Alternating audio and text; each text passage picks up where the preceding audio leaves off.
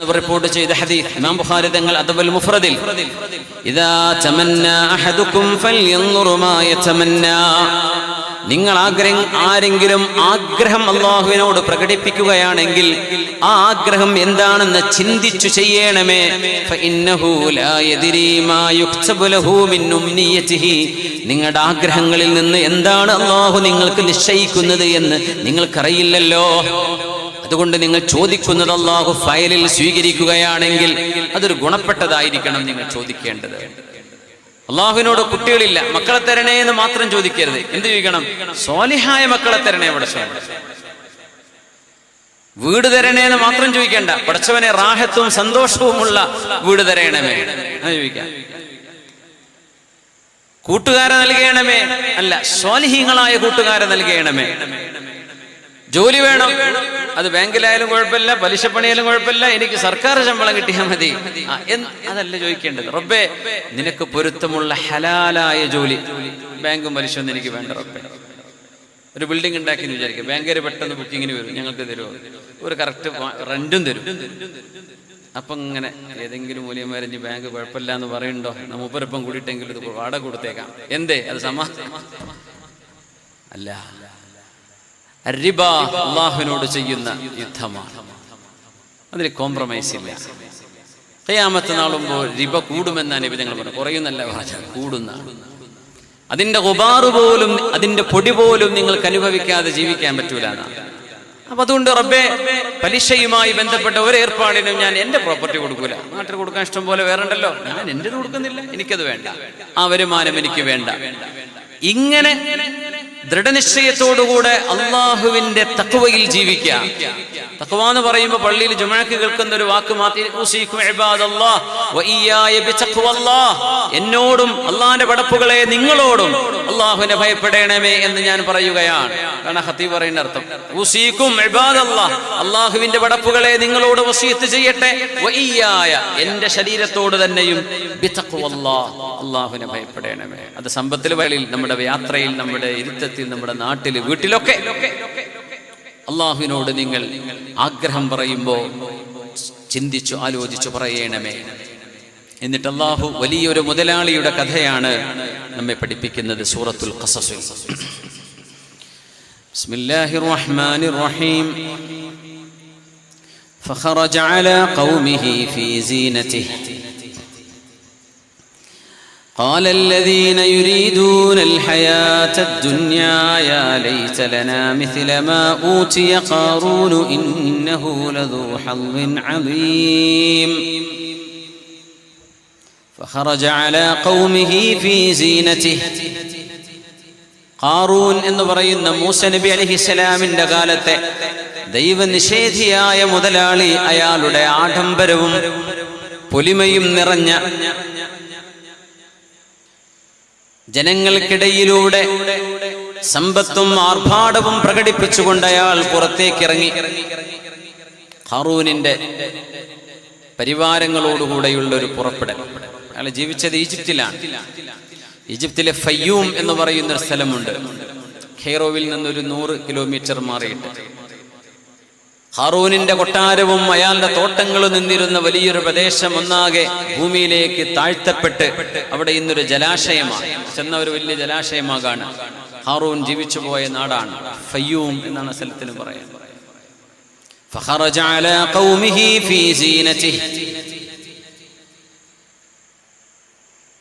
സർവ ആഡംബരത്തോടും കൂടെ ഖാറൂൻ തന്റെ ജനങ്ങൾക്കിടയിലേക്ക് പുറപ്പെട്ടു. ഇങ്ങനെ വഴിയോരങ്ങളിൽ കാത്തു നിൽക്കുക. قال الذين يريدون الحياة الدنيا, പൈസ വേണം, കാശ് വേണം എന്ന് മാത്രം ചിന്തിക്കുന്ന ആളുകൾ, എങ്ങനെയാണെങ്കിലും കുഴപ്പമില്ല, എനിക്ക് കാശ് വേണം, ജീവിതത്തിൽ അടിച്ചു പൊളിക്കണം, എനിക്ക് സമ്പത്ത് വേണം എന്ന് മാത്രം ചിന്തിക്കുന്നവർ അവരെന്ത് പറഞ്ഞു? يا ليت لنا مثل ما أوتي قارون إنه لذو حظ عظيم. ഖാറൂനിന് നൽകപ്പെട്ടതുപോലത്തത് ഞങ്ങൾക്കും കിട്ടിയിരുന്നെങ്കിൽ അയാൾ എത്ര നല്ല ഭാഗ്യവാൻ എന്ന് പൈസ ആഗ്രഹിക്കുന്ന മുഴുവൻ ആളുകളും പറയാൻ തുടങ്ങി.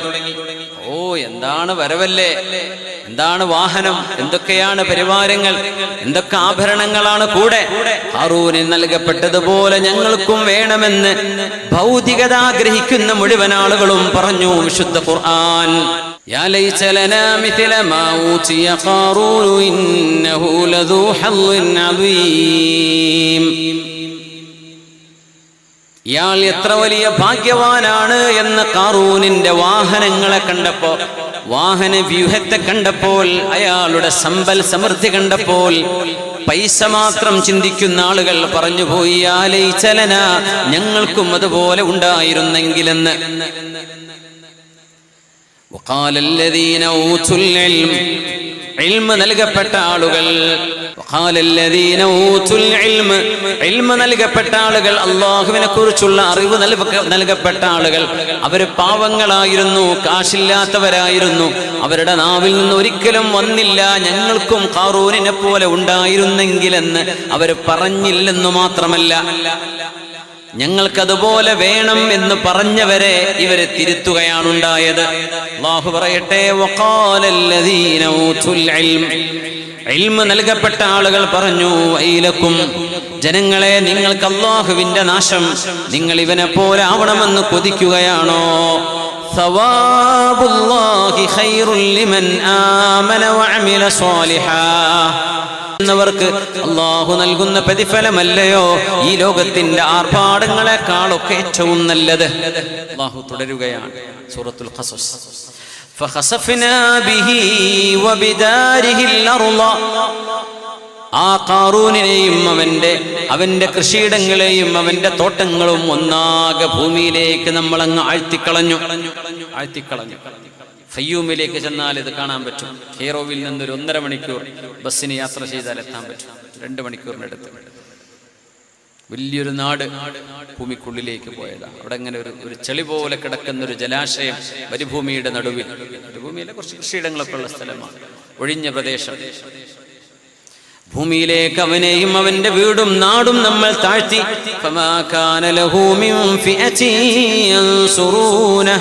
അവനെ സഹായിക്കാൻ ഒരാളും കൂടെ ഉണ്ടായില്ല. ആയിരക്കണക്കിന് പരിവാരങ്ങൾ ഭൂമിയിലുണ്ട്.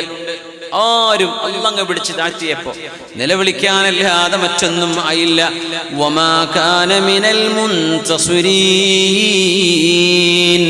അല്ലാഹു അവനെ സഹായിക്കുകയും ചെയ്തില്ല. وأصبح الذين تمنوا مكانه بالأمس يقولون, ഇന്നലെ വരെ ഖാറൂനിനെ പോലെ ഞങ്ങൾക്കും ഉണ്ടായിരുന്നെങ്കിൽ എന്ന് ആഗ്രഹിച്ചവർ പറയാൻ തുടങ്ങി. പോയപ്പോ അങ്ങനെ പറഞ്ഞില്ലേ ഞങ്ങൾക്ക് ഇതുപോലെ കിട്ടിയെങ്കിൽ എന്ന്. അവരെന്താ പറഞ്ഞത് പിന്നെ? വൈകഅന്നല്ലാഹ യബ്സുത്തുർ റിസ്ഖ ലിമൻ യശാഉ മിൻ ഇബാദിഹി വയഖ്ദിർ, അല്ലാഹുവാണ് യഥേഷ്ടം ആളുകൾക്ക് കൊടുക്കുന്നതും അല്ലാഹു തന്നെയാണ് പിടിച്ചു വെക്കുന്നതും. അല്ലാഹുവിന്റെ ഒരു രീതിയാണ്, കയ്യും കണക്കുന്നതിനില്ല. വൈകഅന്നല്ലാഹ യബ്സുത്തുർ റിസ്ഖ ലിമൻ യശാഉ മിൻ ഇബാദിഹി വയഖ്ദിർ, അല്ലാഹു അവന്റെ ദാനം അല്ലാഹു നൽകുന്നത് ചുരുക്കുകയും വികസിപ്പിക്കുകയും ചെയ്യുന്നവനാണ്. ചിലർക്ക് കുറച്ചു കൊടുക്കും, ചിലർക്ക് ഒരുപാട് കൊടുക്കും. ഇവർ തിരിച്ചറിഞ്ഞു. ഇന്നലെ വരെ അവർ പറഞ്ഞത് ഞങ്ങൾ ഖാറൂനിനെ പോലെ ആയെങ്കിൽ എന്നാ. അല്ലാഹു പിടിച്ചങ്ങ് താഴ്ത്തിയപ്പോ അവരെങ്ങ് പ്ലേറ്റ് മാറ്റി. ശരിയാണ് കേട്ടോ, പടച്ചോൻ കൊടുക്കും, കൊടുക്കാതിരിക്കും.